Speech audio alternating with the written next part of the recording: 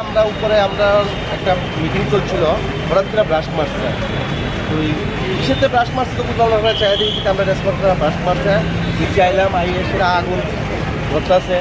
এরপরে সঙ্গে সঙ্গে ইলেকট্রিক ডিপার্টমেন্টে ফোন করলাম। ইলেকট্রিক ডিপার্টমেন্টে ফোন করার পরও দেখা গেছে ইলেকট্রিক ডিপার্টমেন্ট সঙ্গে সঙ্গে দিচ্ছে ফোন রাখাইব। তো তার আগে আমাদের যে ফায়ার ইউটি আছে যেগুলো, এগুলো 5টা দিয়ে আমরা আগুনটা ডিভাইস দিয়ে আগুনটা নিবানের পরে ফায়ারটা দিয়েছি আইসে। এখন ইলেকট্রিক ডিপার্টমেন্ট এখনো আসছে না।